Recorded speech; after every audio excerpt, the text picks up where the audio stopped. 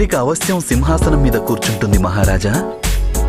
మీకు మీ పుత్రిక భవిష్యత్తు గురించి దిగులు ఉంది. కానీ భవిష్యత్ అనేది ప్రతిదినము ప్రతి క్షణము రూపుదిద్దుకుంటుంది. భవిష్యత్ అంటే మరేదో కాదు మహారాజా, మానవుని నేటి నిర్ణయాలు అలాగే కర్మల పరిణామాలు కూడా. మీరు నేడు తీసుకున్నటువంటి నిర్ణయాలు సంతృప్తికరంగా ఉంటే ఇక తప్పకుండా భవిష్యత్తులోనూ ఖచ్చితంగా సంతోషం పొందుతారు.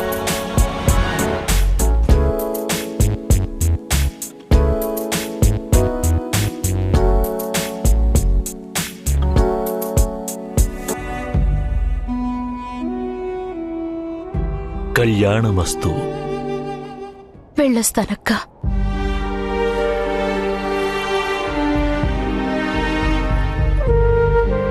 వెళ్ళొస్తాను దృష్టద్యుమ్న. వాసుదేవా,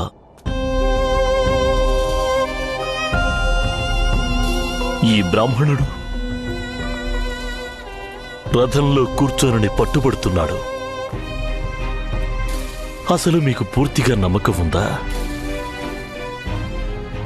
ఇతడు సింహాసనాన్ని అధిష్ఠిస్తాడా? మీ పుత్రిక అవశ్యం సింహాసనం మీద కూర్చుంటుంది మహారాజా. మీకు మీ పుత్రిక భవిష్యత్తు గురించి దిగులు ఉంది.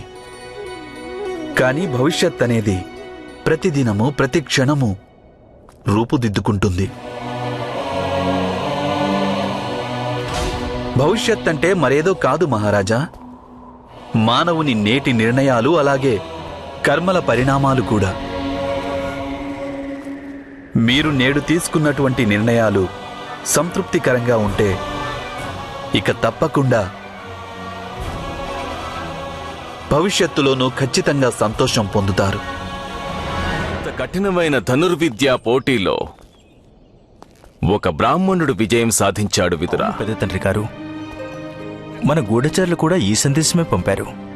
రాకుమారులెవరూ గెలుపొందలేకపోయినప్పుడు ఆ రాకుమారి వివాహం ఒక బ్రాహ్మణ యువకునితో జరిగింది.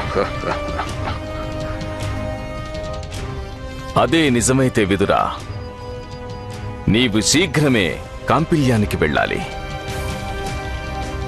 ఆ బ్రాహ్మణ యువకుడు అతని నలుగురు సోదరులతో సహా వారి మాతని హస్తినాపురానికి తీసుకురావాలి. పంచపాండవులు జీవించే ఉన్నారన్న విషయం ఎవరికీ తెలియడానికి వీల్లేదు. ఆ శకుని ఏదైనా కుటిల వ్యూహం పన్నే ముందే నీవు శీఘ్రమే పంచపాండవులను వారి మాతను హస్తినాపురానికి తీసుకురా. అలాగే పెద్ద తండ్రి. ద్రుపద తనయా ద్రౌపదీ నామ్ని సర్వాలంకృతాం కన్యాం ప్రతిగృహ్ణాతు భవాన్. పటుకేశ్వర్ మహాశయ, వివాహం చేసుకునే సమయంలో వరుడు వధువు ఒకరి పేర్లు ఒకరు తెలుసుకోవడం అవశ్యం కాదంటారా? ఓ, ఈ బ్రాహ్మణ యువకుణ్ణి ఇంతవరకు పేరే అడగలేదు. నీ పేరేంటి? వటేశ్వర్. వటేశ్వరా? మరి గోత్రమేంటి? గోత్రమా? నా గోత్రం తెలుసుకోవాల్సిన అవసరం మీకేముంది? వివాహం జరిపించాలంటే మరి గోత్రం ఏమిటో తెలియాలి కదా. మంచి మార్గమే ఎంచుకున్నారు మీ సోదరులు. మీ రహస్యం బయటపడనే లేదు. రహస్యమా? ఏ రహస్యం? అది నాకెలా తెలుస్తుంది? కానీ ఖచ్చితంగా ఏదో రహస్యం అయితే ఉంది. మీరు మీ గోత్రం అడిగితే చెప్పరు. మీకు మీ పేరే స్ఫురణకు రాలేదు. సృష్టిలో సర్వశ్రేష్ఠ ధనుర్ధారులు మీరు. కానీ చేతిలో ధనస్సు మాత్రం లేదు. నేర్చుకున్నాను. అందులో ఉత్తముడనంటారు. శ్రేష్ఠుడనిపించుకోవాలన్న కోరిక నా మనస్సులో ఎప్పుడూ లేదు. బ్రాహ్మణుడను కదా, అందుకనే ధనుస్సు చేత ధరించలేదు. ఇందులో రహస్యమేముంది?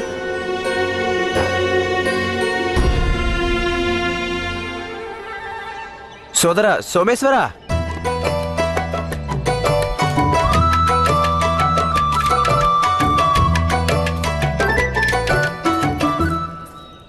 ఆగిపోయారు. ఈ మహారాజు రాకుమారికి వివాహం కాలేదంటున్నారు. అందుచేత ఆమెను నీతో ఒంటరిగా వదలకూడదన్నారు. అయ్యో అయ్యో సోమేశ్వర, నేను వటేశ్వరుని ముఖం చూడాలి. నాకు ముందు అతని ముఖం చూపించు. పద పద పద పద. ద్రుపద తనయ ద్రౌపదీ నామ్ని సర్వాలంకృతాం కన్యాం ప్రతిగృహ్ణాతు భవాన్. గోత్రం ఏమిటో చెప్పు. వివాహం జరిపించ. మీరు మార్గంలోనే వివాహం జరిపిస్తారు? లేదు, వివాహం సమాజంలోనే జరుగుతుంది, అందరి ముందు జరుగుతుంది. నేను వివాహ మంత్రాల్ని స్మరిస్తున్నాను. నిజంగానే ఇవన్నీ వివాహ మంత్రాలు ఏమిటో ఆ మాత్రం నీకు తెలీదా? సోమేశ్వర, మీ వివాహం జరిగినప్పుడు వేరే మంత్రాలేవో చెప్పారు కదా? ఆ మంత్రాలు ఇలా ఉన్నాయి.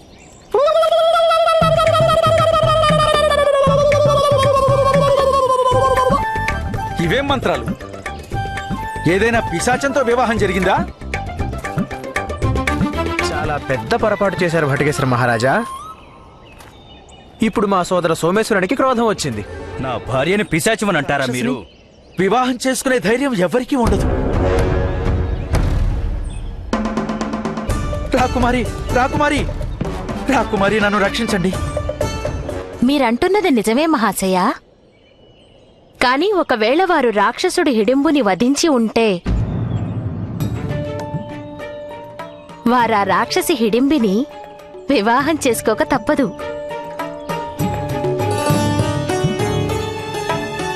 ఈ విషయం మీకెలా తెలుసు రాకుమారి? రాజులకు వారి గూఢచారులు అన్ని సమాచారాలు అందిస్తూ ఉంటారు. కానీ బ్రాహ్మణోత్తమ, రాక్షసులతో పోరులో కేవలం రాక్షసులే గెలవగలరు కదా? పరశురామ ప్రభువులు, ద్రోణాచార్యులు మినహా సామాన్య బ్రాహ్మణులెవరూ గెలవలేరు. అయ్యో,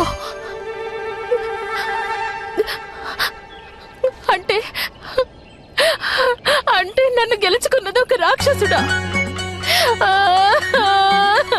ఖచ్చితంగా నన్ను రాక్షసుడే గెలుచుకున్నాడు. నేనేమన్నా రాక్షసుని వల్లే భయంకరంగా ఉన్నానా? ఏమిటి, రాక్షసులు భయంకరంగా ఉంటారా? అది కాదన్నయ్య, నేను చెప్పిన దానికి అర్థం ఏమిటంటే, నేనన్న మాట అది నేను నేను నేను బ్రాహ్మణుల వేషంలో ఉన్నానన్నాను. మీరు మీరు ఏడుపు కాస్త ఆపండి. సోదరా సోమేశ్వర, మా వదినమ్మ కూడా ఇలాగే ఏడుస్తా. అప్పుడప్పుడు వెళ్ళు, రాకుమారిని ఓదార్చు. అది ఎలా చేయాలో చెప్పండి. క్షమాపణ అడుగు. క్షమాపణలు ఎందుకు? వైవాహిక జీవిత సుఖాన్ని అనుభవించాలంటే ఇలా క్షమాపణలు చెప్తూ ఉండాలి. నేను నా అనుభవంతో చెప్తున్నాను. వెళ్ళు వెళ్ళు. రాజకుమారి, ఏడవడం ఆపండి. నన్ను క్షమించండి. నేను మీకు అసత్యం చెప్పాను.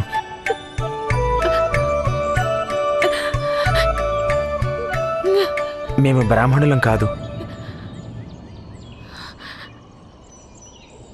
క్షత్రియులం. నేను అర్జునుడను, ఆయన నా సోదరుడు భీముడు.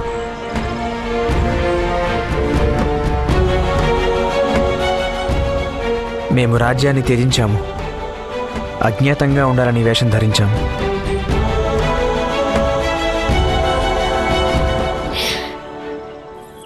నాకు ముందే తెలుసు. ఈ మాట మీ నోటనే వినాలనుకున్నాను.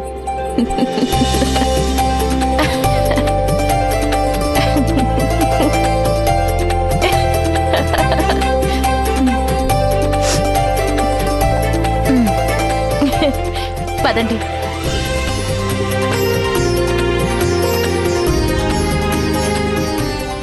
బ్రాహ్మణులు కారా? క్షత్రియులా? నేనసలు ఊహించనే లేదు. మీరు నాకింత నమ్మక ద్రోహం చేస్తారనుకోలేదు. వెళ్ళండి మీరు.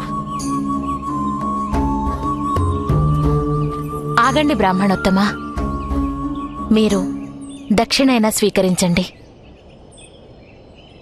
అలంకరణలను వారే త్యజించినప్పుడు ఆభరణాలను నేనెలా ధరించగలను?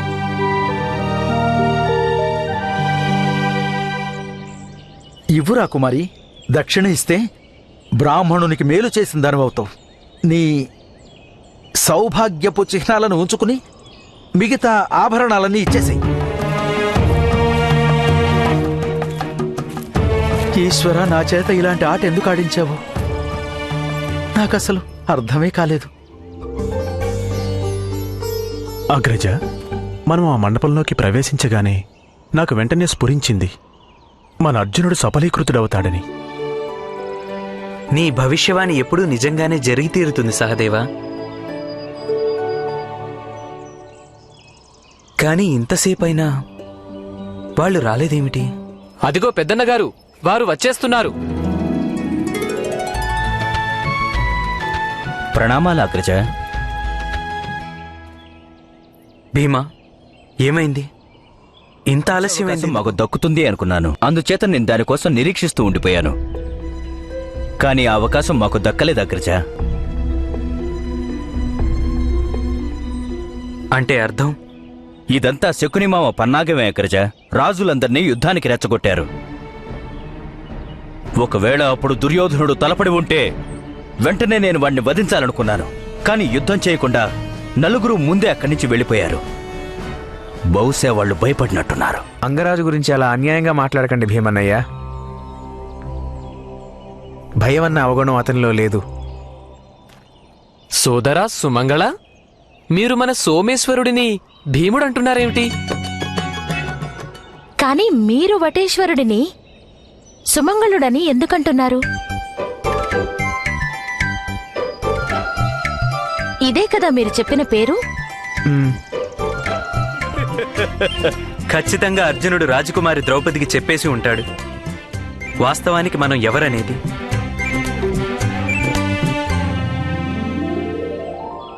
అలా చెప్పి నీవు చాలా మంచి పని చేసావు అర్జున. జీవితంలో సాహచర్యానికి సిద్ధపడిన వారి దగ్గర ఎలాంటి రహస్యాలు ఉండకూడదు. అగ్రజ, నేను చెప్పాను కదా, నాకు అక్కడే స్ఫురించిందని. పదండి రాజకుమారి ద్రౌపది.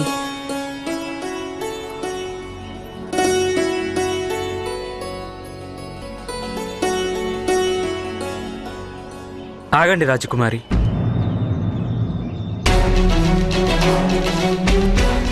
ఇంకా మీ వివాహం జరగలేదు. పాంచాల దేశ రాజకుమార్తె మీరు ఇంకొకరి చరణాలను స్పృశించడం సముచితం కాదు. సోదరునితో సాహచర్యం చెయ్యాలన్న సంకల్పం నేను తీసుకున్నాను కదా. కావచ్చు రాజకుమారి. మొదట మాత చరణాలు స్పృశించడమే సత్సంప్రదాయం.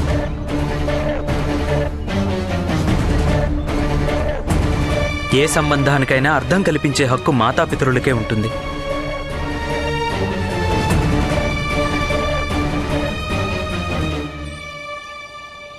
అర్జున, పద. రాజకుమారి ద్రౌపదిని ముందు తీసుకెళ్ళు. మాత నిరీక్షిస్తూ ఉంటారు. అలాగే అన్నయ్య. మాత ఏదో అనుష్ఠానం చేసుకోవాలని చెప్పారు. ఈ పాటికే అది పూర్తయి ఉండవచ్చు.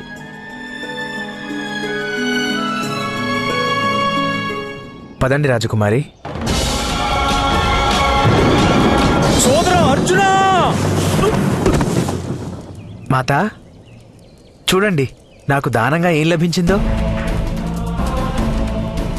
చూడండి మాత, ఈ దానం పొందడంతో అర్జున్ అన్నయ్య భాగ్యం ఎలా మారిపోయింది. పుత్రా, నేను చిన్నప్పటి నుండి మీకు చెప్తూనే ఉన్నాను, దానమైనా దండనైనా మీ 5 అన్నదమ్ములకు దాని మీద సరిసమానంగానే హక్కుంటుంది. అది ఏ ఒక్కరికో కాదు.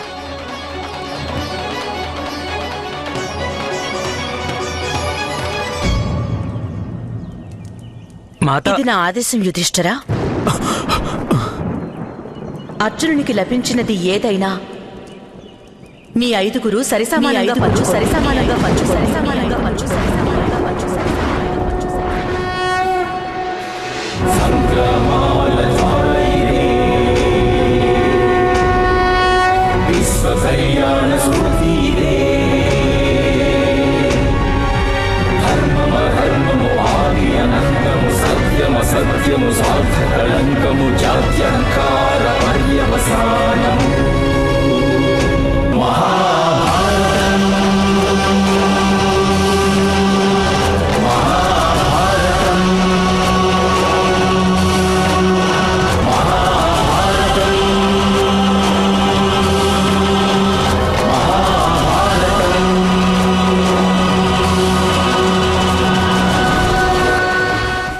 ఇప్పుడు రాకుమారుని వివాహం చేసుకోవటమే అర్జునుని కర్తవ్యం.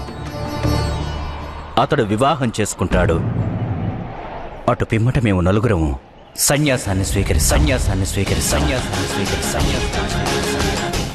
మీరు మా పెద్దన్నయ్యను వివాహం చేసుకోండి.